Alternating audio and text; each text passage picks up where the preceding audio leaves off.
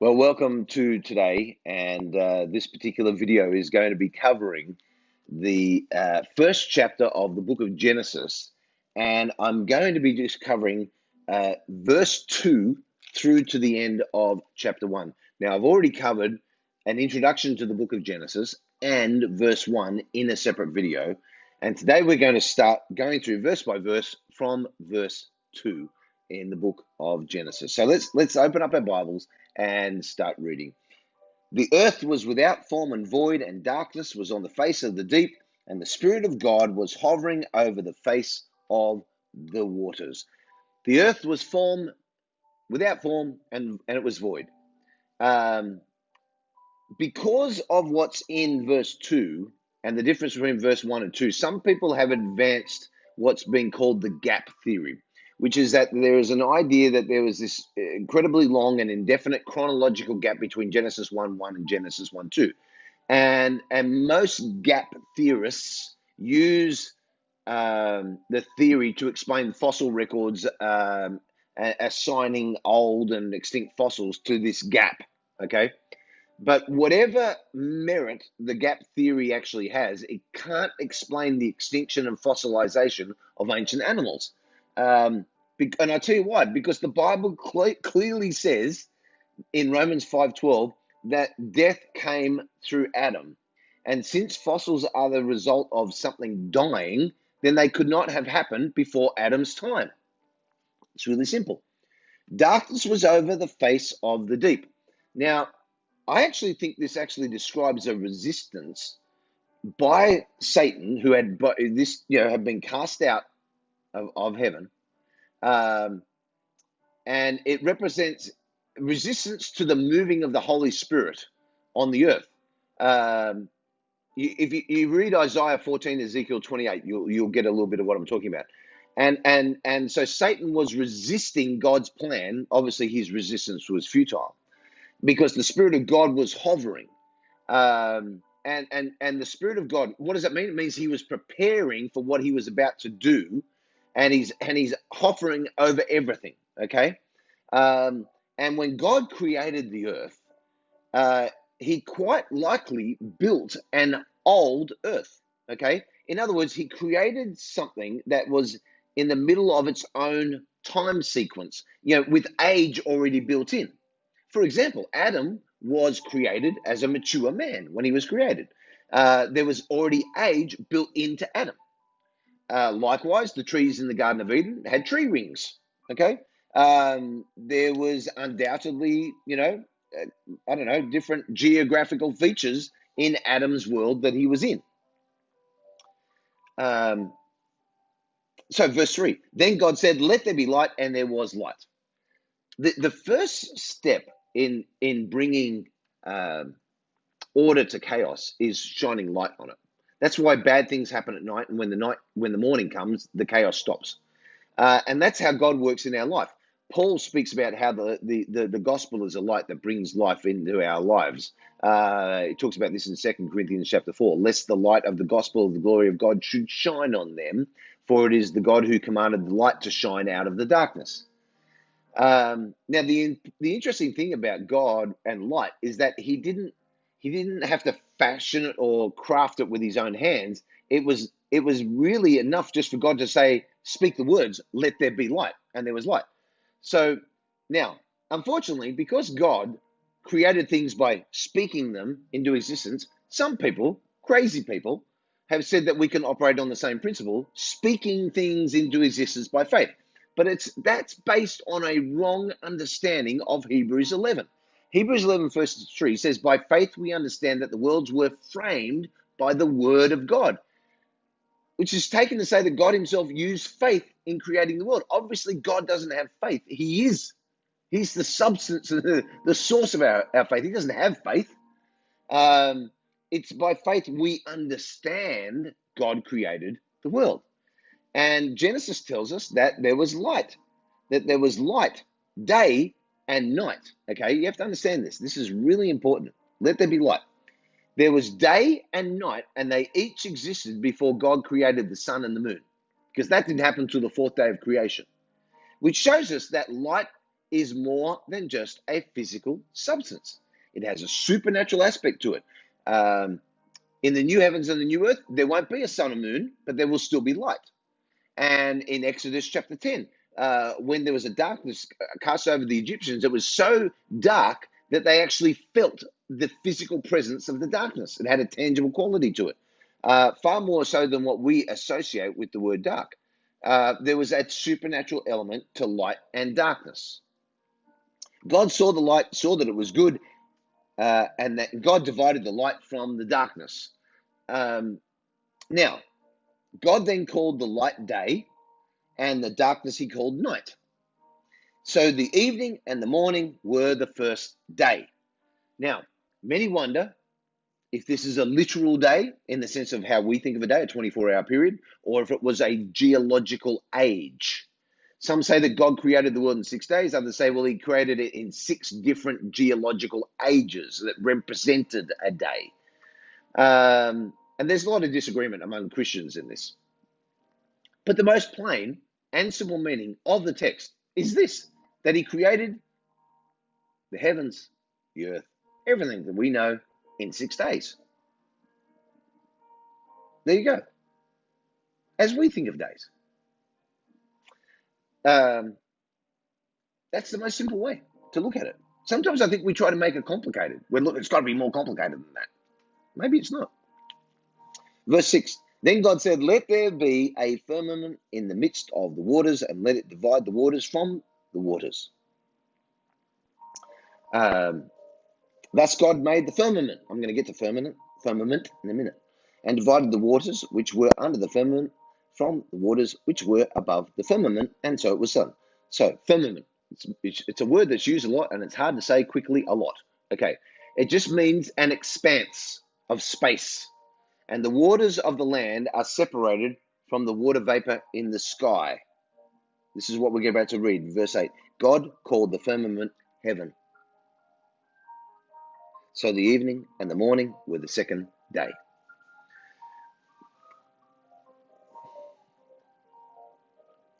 The waters which were above the firmament. Let's talk about that.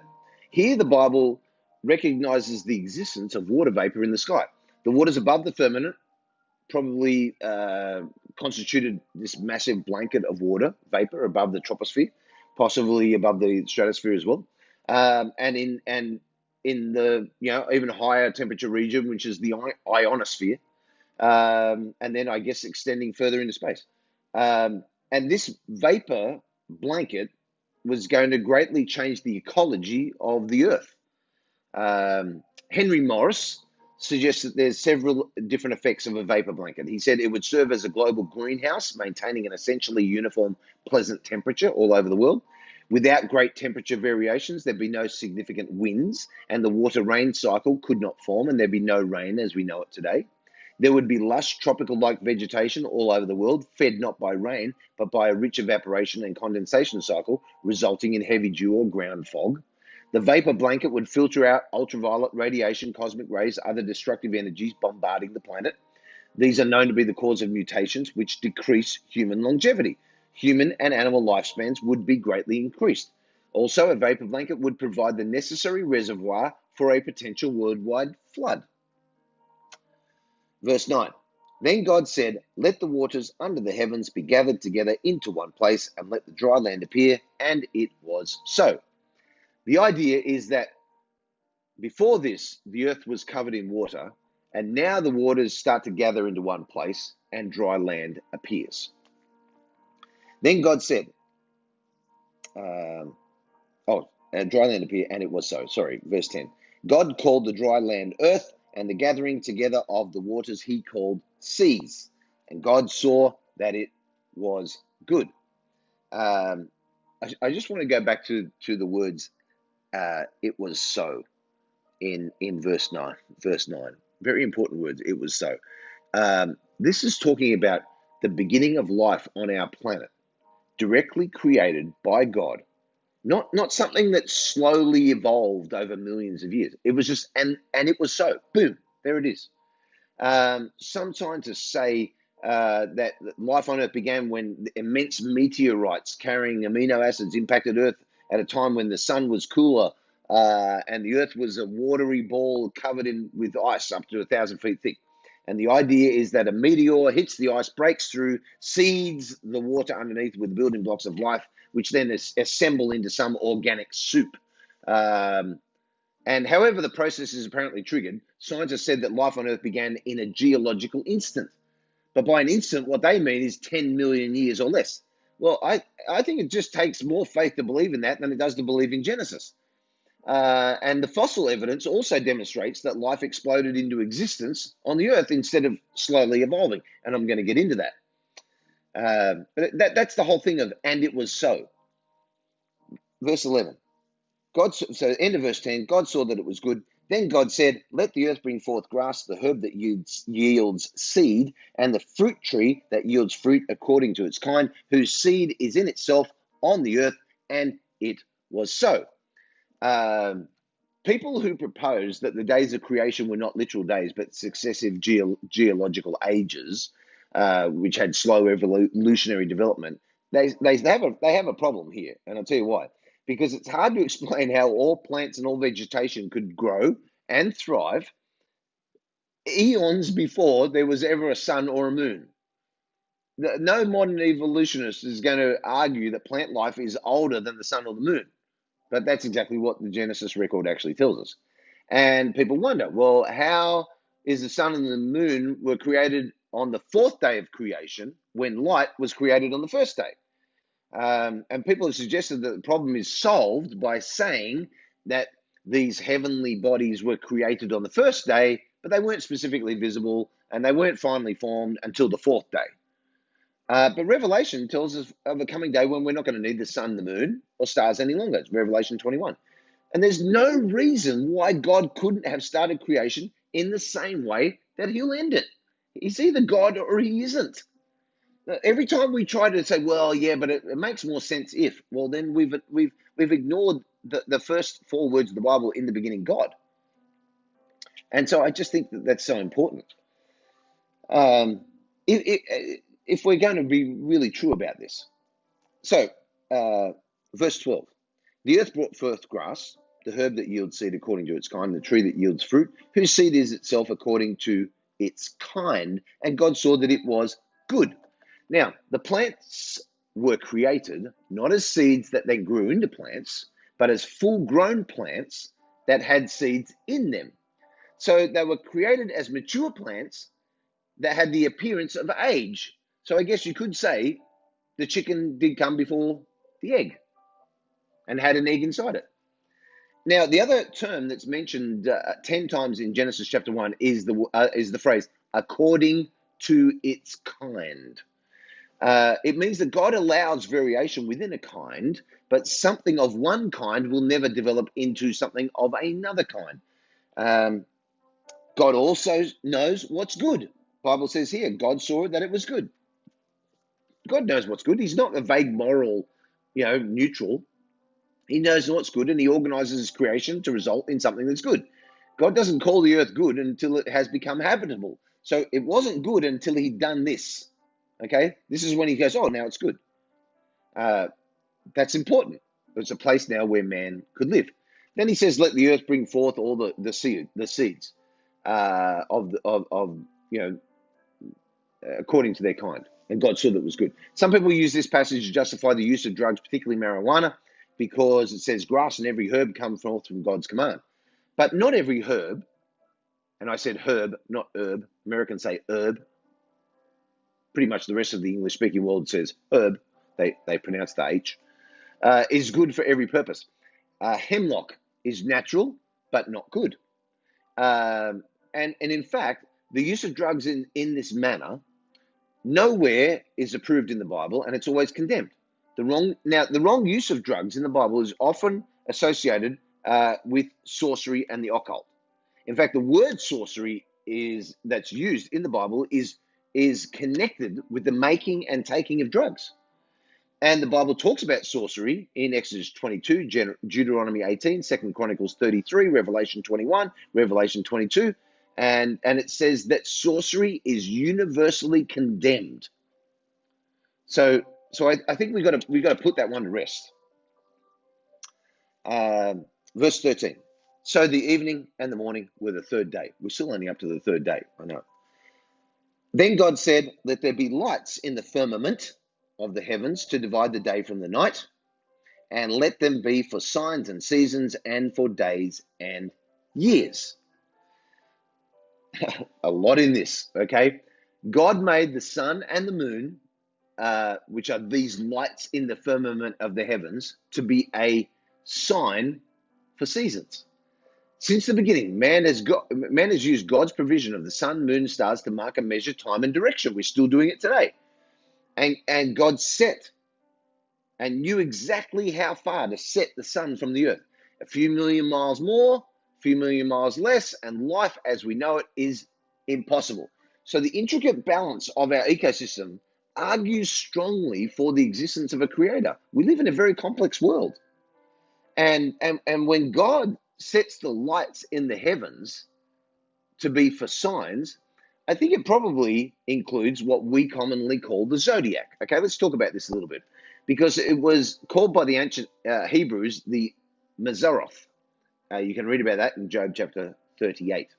Now, this is very significant because the sequence of the zodiac, okay, is the same in every language and culture, even if the names of the constellations change.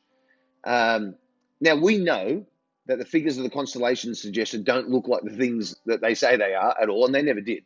It's like when Taurus is the bull, and I'm like, I can't see a bull, you know. But the names for the figures of the constellations are the same in all cultures, which is interesting, which points to a common pre-Babel beginning for all these things before the truth of the constellations was corrupted. Luke 1 and Acts chapter 3 speak of holy prophets since the world began. Now, these prophets may be the stars themselves. I don't know. It could be. Psalm 147 verse 4, Isaiah 40 verse 26 tell us that God has the stars all numbered. God has a name for them all. Psalm 19 verse 1 tells us that the heavens contain a message from God.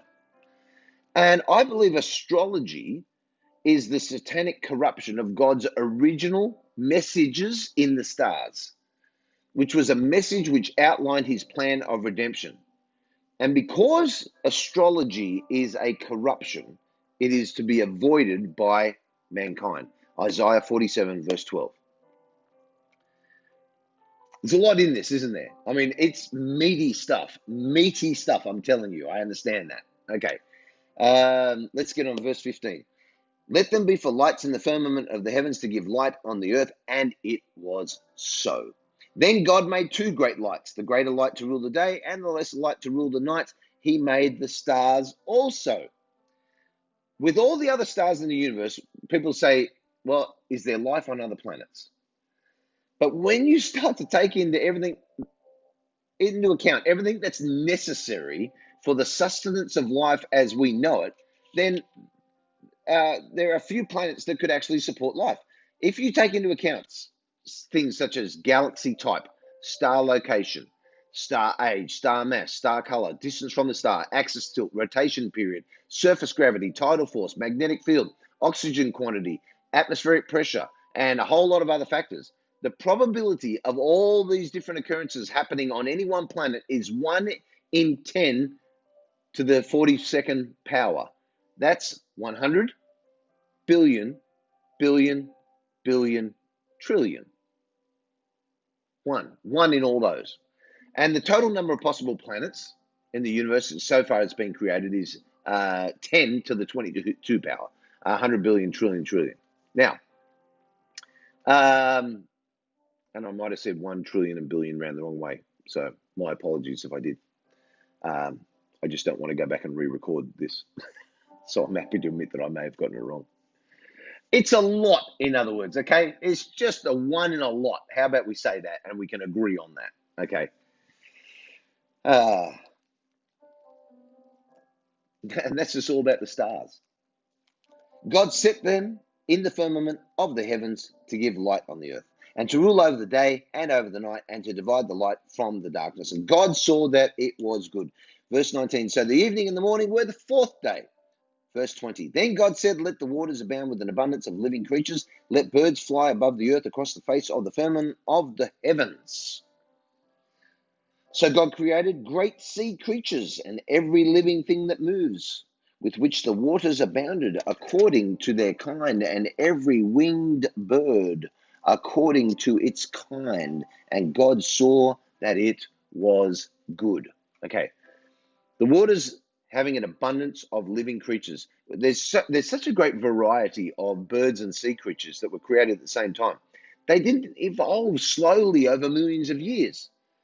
And even though plant life was created before animal life was not created out of plant life. And if you look at the diversity of animals, many of them share the similar structures, birds, reptiles, mammals, etc. And which,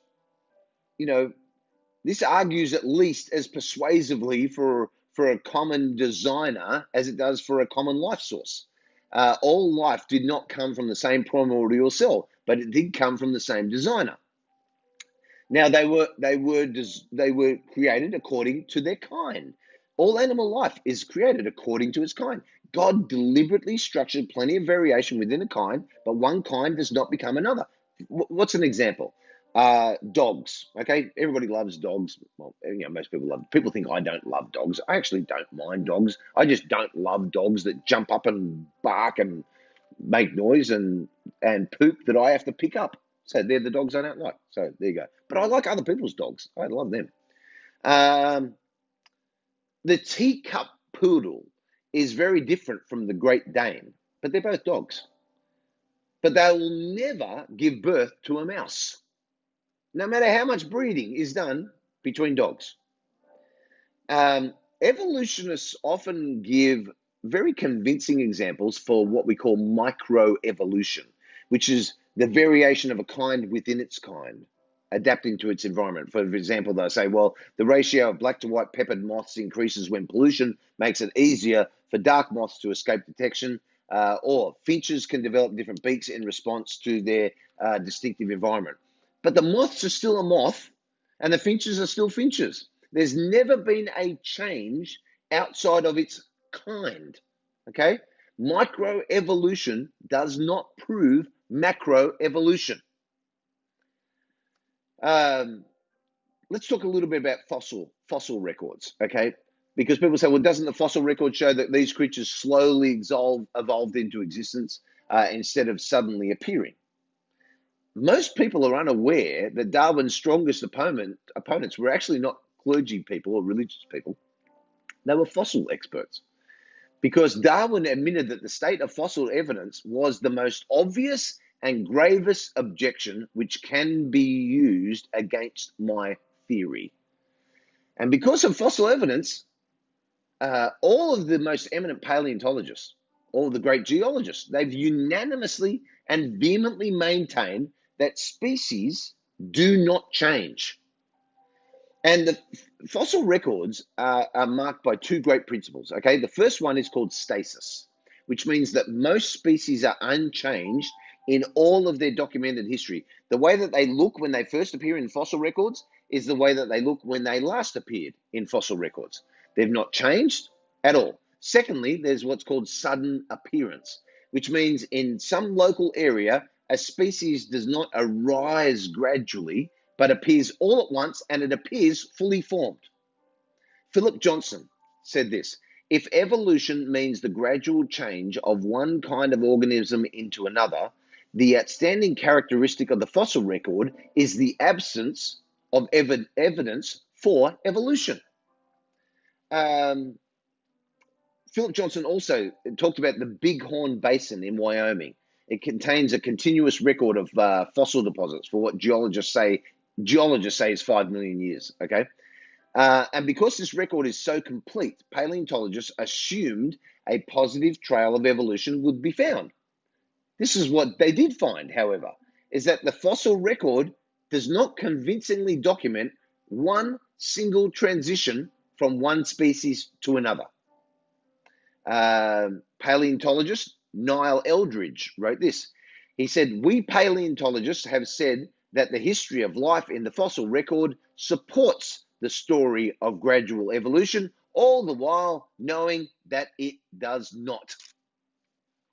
So either evolution happened slowly, with each tiny little change building on the last over billions of years, or the changes came as quick leaps, which would be like, and David Guzik gives this example, it would be like a mouse coming out of a snake's egg. The fossil record totally rejects the idea of millions of tiny little changes. The quick leaps are a way of attributing miraculous power to chance or nature, instead of just saying it's according to God. And I admire the faith of people who believe in these kind of hopeful monsters, like a snake that gives birth to a mouse. But to me, it just seems more rational to believe in a wise, creating, intelligent, designing God. This is just me. Simple me. Okay. God blessed them.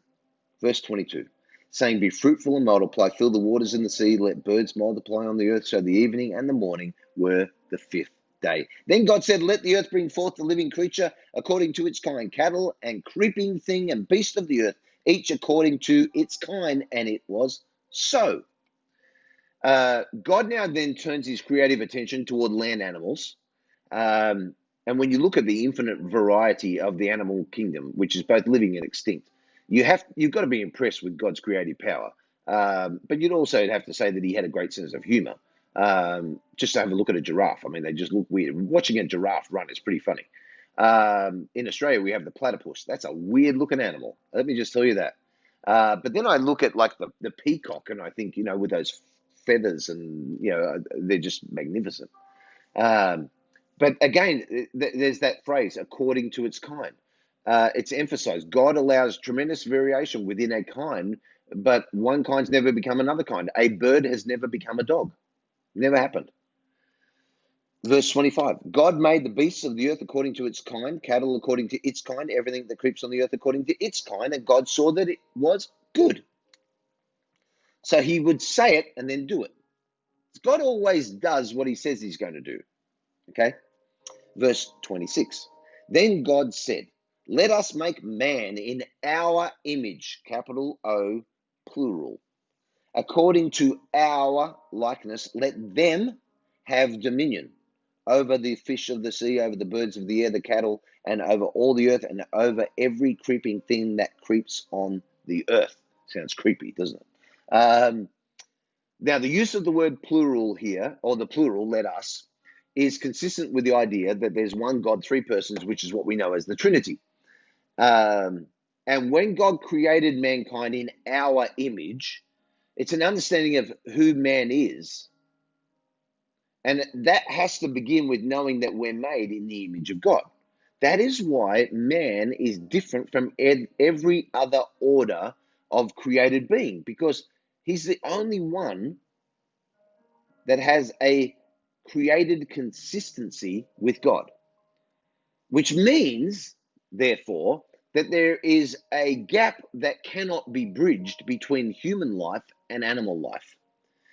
We are biologically similar to certain animals, but we are distinct, and distinct in very absolute ways in our moral, intellectual, and spiritual capabilities, which means that there must also be a gap that cannot be bridged between human life and angels, because nowhere are we told in the Bible that angels are made in the image of God. So angels can't have the same relationship with God and the same love and fellowship with God that we can have. It just looks different. Which means that that's the only way that the incarnation of Jesus becoming a man can take place. God, the Son, the second person of the Trinity, could really become man because of this. And because, deity and humanity aren't the same, they are compatible because we were created in the likeness of God. This means that human life has intrinsic value quite apart from the quality of life, that's experienced by any individual, human life is made in the image of God, which is why life is sanctified, and it's why there should be a sanctity of us protecting life. That's why I am pro-life. Unfortunately, just that word is hijacked by certain other groups, but I'm just pro-life, the life of anything, because God created human life. Human life is the only life that was created in the image of God. Now, when God says, let's create man in our image, what does that mean? There are some specific things that man has in him that show him to be made in the image of God. Let's go through some of them. Man alone has a natural countenance that always looks up. Okay, and I can go through that. Usually, like, something happens, like, God help me. Does anybody ever, when they're not a Christian and they need God's help, does anybody look down and go, God help me? Never once. Instinct in man, God help me. Look up. That's man. Only man has that. No animal does that. Man alone has a variety of facial expressions. Now, if you've ever watched nature shows, you can watch a cheetah. Cheetahs look very cute, actually, compared to like lions. They just look mean. Cheetahs kind of look like a cute animal. And they've got this look on their face of like, oh, I wouldn't hurt a fly. And yet they can rip like a baby impala to shreds. Same look on their face. Man alone has a sense of shame that expresses itself in a blush. In other words, where blood vessels in our face come to the surface. No, it doesn't happen anywhere else.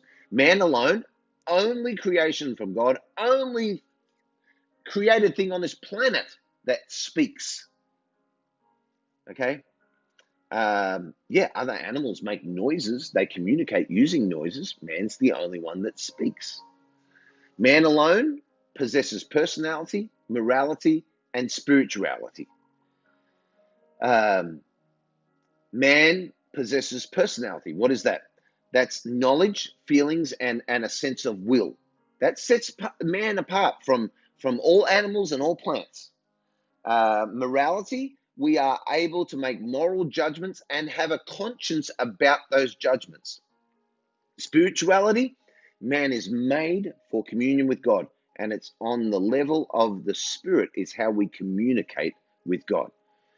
Now, when God said we're going to create man in our image, that doesn't mean that God has a physical or human body. God's a spirit, John 4:24. And though God doesn't have a physical body, he designed man so that man's physical body could do many of the things that God does. In other words, see, hear, smell, touch, speak, think, plan, so on. Now, the terms image, image and likeness are different, okay? They're slightly different, okay? Because it says, let us make man in our image according to our likeness. And you can think, well, image and likeness, same thing. Image has more to do with appearance. Likeness has more to do with the abstract similarity. So image, one is what they look like. One's, outside, you could say external, internal. Let them have dominion. Okay, this is what God says, let them have dominion. Before God ever created man, he decreed that man would have dominion over the earth. So he says, before he creates man, he says, the reason I'm going to create man is to have dominion over the earth. So man's preeminence in the created order and his ability to affect his environment is no accident. It's part of God's plan for man and the earth, which means that I think it's a sin if man does not use his dominion responsibly in the sense of having a proper regard for the stewardship of this planet. And I'm not making a political statement about CO2 emissions. That's not what I'm talking about. I'm talking about just having a regard for this earth. Okay? Verse 27. So God created man in his own image. Why? Because he said he was going to. In the image of God, he created him, male and female, he created them. We are told plainly that God created man fully formed, okay? So he created him in one day, not gradually over millions of years with progressive evolution. The idea that a slow progressive evolution could produce a complex mechanism like the human body, it just doesn't hold up. I understand why evolutionists want to push it, but it doesn't hold up. Simply, one simple thing, and you've probably heard this before, so I'm not telling you anything you've not heard before. Scientists have said that it would have taken at least 40 different stages of evolution to form a human eyeball. Well, what possible benefit would the previous 39 have had? Mathematician D.S. Ulam, U-L-A-M, he argues it was highly improbable for the eye to evolve by the accumulation of small mutations because the number of mutations must be so large and the time available is not nearly long enough for them to appear. And Darwin even wrote about this. He said, if it could be demonstrated that any complex organ existed which could not possibly have been formed by numerous successive slight modifications, then my theory would absolutely break down. Professor Richard Goldschmidt, he was a geneticist at the University of California, Berkeley, listed a series of complex structures from the hair of mammals to hemoglobin, blood, that he thought could not have been produced by thousands of years of small mutations. He said this, the Darwinists met this fantastic suggestion with savage ridicule. As Goldschmidt puts it, this time I was not only crazy, but I was almost criminal in their eyes. To suppose that such a random event could reconstruct, think about this, to suppose that this random event could reconstruct even a single complex organism or an organ like a liver or a kidney, to me, it's about as reasonable as to suppose that you can, actually, Philip Johnson uses an example. He said that you could suppose that you could get a watch, right, a wristwatch, throw it at a wall,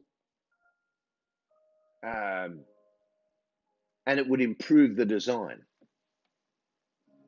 in a positive way. If you just think about it, it just doesn't make sense. God created male and female, which this passage here gives us a great overview of God's creation of man. And Genesis chapter 2 actually explains more about how God created male and female. And to God, this is very important because to God, the creation of male and female means that we have differences that he meant us to have. Okay? And the differences are not by accidents, and he created them, so they must be good and they must be meaningful. And it is ridiculous to consider who is superior, men or women. Okay? A man is much superior in being a man, and a woman is much more superior in being a woman. That is very simple. Verse 28. Then God blessed them. And God said to them, so the first thing he did after he created was blessing them.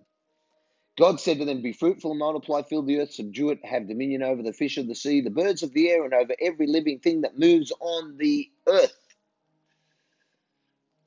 First thing that God did, blesses them. Let me tell you that without the goodness of God's blessing, human life would not just be unbearable, it would actually be impossible. God then says, go, be fruitful and multiply, fill the earth, okay? In other words, man's fulfillment of God's plan can't be carried out unless man populates the earth, which is interesting because God gave mankind a desire for sex, which would make populating the earth quick and likely. But many have thought that the meaning of be fruitful and multiply was God's only or his main purpose for sex, but that actually isn't the case. The primary reason that God created sex was to contribute to the bonding of a one flesh relationship. Verse 29. And God said, see, I have given you every herb that yields seed, which is on the face of all the earth, and every tree whose fruit yields seed, to you it shall be for food. This is important. God gave man dominion over the whole earth, but only vegetation is specifically mentioned as being for food in the creation account. So you would have to surmise that prior to the flood, prior to Genesis chapter 9, verse 3, the human race was vegetarian. But after the flood, man was given permission to eat the flesh of the animals. Interesting observation. Draw your own conclusion. And don't tell anybody that they should or shouldn't eat things, because Jesus was very clear about that. Okay? Just do whatever you want to do. You do you. Okay? How's that? Verse 30. Also to every beast of the earth, to every bird of the air, and to everything that creeps on the earth, in which there is life, I have given every green herb for food. And it was so. Then God saw everything that he had made, and indeed it was very good. So the evening and the morning were the sixth day. God's final analysis of his work of creation is this, is that it was good. And he really meant it. And at the time, it was entirely good. There was no bad, no evil. There's no fall. There's no sin. Everything was good. There was no death, no decay, nothing. It was all good. Ready for man to have his free will choice. And as we know, to then go and mess it all up, which is the rest of the Bible. And that's why the rest of the Bible is the redemption story of Jesus to help us in our mess. Didn't take us long to mess it up, did it? When you read the book of Genesis. Anyway, I hope that's really helpful. As I said, I did a lot of research. I'm not quoting. I quoted a lot of people. I tried to give credit to the quotes. If I didn't, again, Philip Johnson, David Guzik, Professor Boyce, Professor Morris, Professor Kidner, and just to really help you understand a very complex chapter. And if we can grab a hold of this chapter, then we can grab a hold of the rest of the Bible with no problem whatsoever. So, Heavenly Father, thank you for what you've given us in this very first chapter of Genesis.